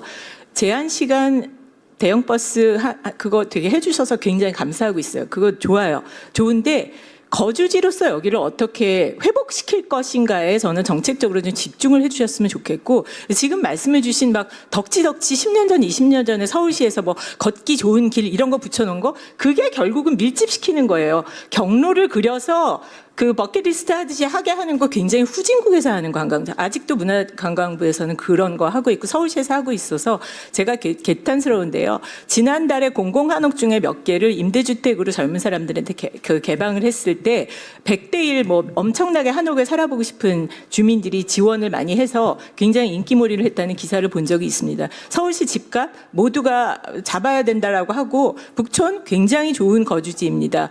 그런데 이렇게 덕지덕지 그 관광객용으로 박혀 있었던 공방 같은 거 공공한옥이라도 제발 골목에서 좀 걷어내시고 거기다가 젊은 사람들 들어와서 살게 해주시면 있는 공공자원을 활용을 해서 지역을 거주민이 살기 좋은 데로 만들어 주시고 국가적으로도 그거는 정책적으로 굉장히 좋은 일이라고 생각을 해서 20, 30년 전에 허물어가는 거 뭐 한다고 공방 여기저기 거주골목에 박아내신 것부터 다른 것 안 해주셔도 좋으니까 그것만이라도 좀 걷어주셨으면 좋겠습니다. 감사합니다.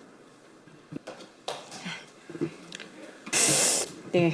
예정된 시간을 좀 더 길게 갖고 싶지만 저도 좀 궁금한 게 있어서 그 강동진 국장이 직접 들어보니까 어떤 내용인지 약간 좀 파악이 좀 되시죠? 제가 보는 관점으로는 원래 한옥 체험이 이제 한옥의 외국처럼 한옥의 내가 내 집을 문화 체험으로 이제 외국인들한테 소개해주고 싶어라는 그런 취지에서 만들어졌을 것 같아요. 그래서 한옥도 내가 한옥에 살고 있으면서 외국에서 온 손님들한테 우리 한옥에서 뭐 좀 자보고 여기서 우리의 한국의 문화를 좀 소개해주는 그런 취지에서 만들어졌는데 지금 이게 보니까 그냥 일반 호텔업이랑 다를 바가 없게 돼버린 거예요. 그러면 한옥 체험업이 가지고 있는 고유의 원칙들만 좀 지킬 수 있게 해주시면 저는 여기 문제의 대부분은 해결이 될 것 같다라는 생각이 좀 들거든요. 그런 차원에서 저도 어떻게 개선하면 좋을지에 대해서 법안을 낸 거라서 그런 지점으로 좀 고민을 해주시면 거주민들도 행복하고 외국인들도 우리의 진정한 한국 문화를 좀 느낄 수 있는 그런 방향으로 길게 보면 그런 방향으로 가는 게 맞지 않을까 싶고 앞서 이제 전문가분들께서 굉장히 말씀을 많이 해주셨는데 이제 북촌은 여전히 서울에서도 가장 오고 싶은 관광지예요. 이거는 버릴 수가 없어요. 바르셀로나나 뭐 베네치아 이것처럼 여기 소개시켜 주셨잖아요. 거기도 다 아마 이런 경험들을 통해서 그렇게 발전을 한 것 같거든요. 그러니까 여기에 맞는 그런 제도들을 고민해 주시는 게 저는 필요할 것 같습니다. 그걸 꼭 부탁을 드리고 싶고요.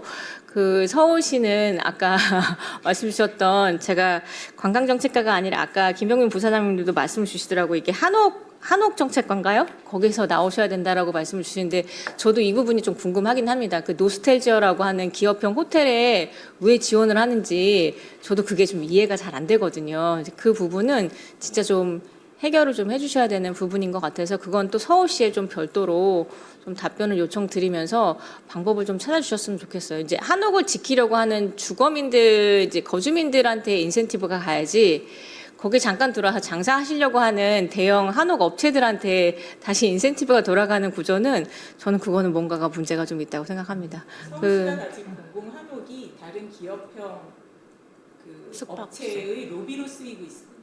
거기서 컨시어지처럼 진보가 진보가 여러 번 민원을 넣는데 네. 아무도 서울시에서는 그걸 대답하지 않으십니다. 네, 이거는 추후로 제가 좀 저 죄송한데 그 북촌 한옥마을에 공공한옥이 저희가 알기로 11개가 있는 걸로 알고 있는데 그중에 한 업체가 장기적으로 10년 이상 위탁을 하면서 북촌 문화센터라는 이름으로 운영이 되고 있어요. 근데 그곳에서 북촌 문화센터가 아니라 실질적으로 뭐 갤러리 아니면 뭐 공연장처럼 계속 뭔가 문화예술 그런 공간처럼 활용을 하고 있는데 과연 그게 북촌의 문화를 활성화하고 관광 문화를 정착하는 쪽으로 오히려 활용돼야 되는 게 아닌가.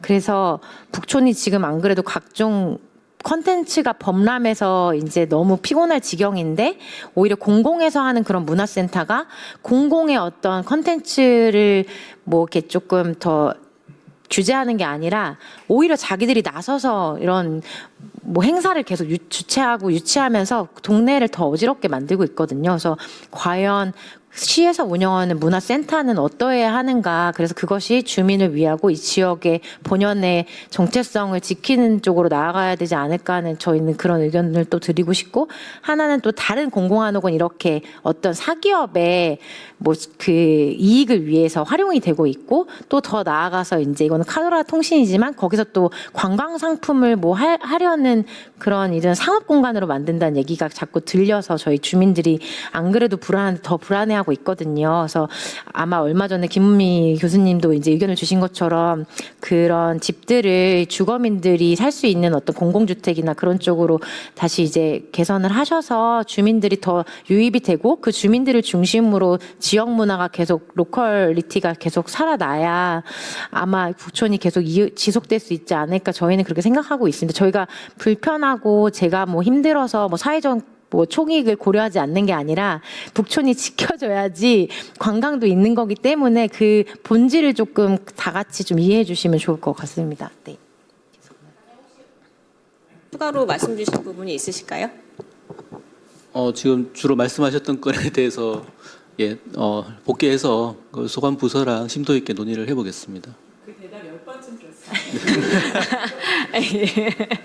오늘 얼마나 그 서울시에서도 이제 과마다 생각이 조금씩 다르다라고 부사장님께서도 말씀 주셔서, 저도 이거는 좀 과랑 같이 여러 과랑 같이 좀 의견을 듣는 자리도 저도 좀 개별적으로 좀 의견을 수렴하려고 하고요.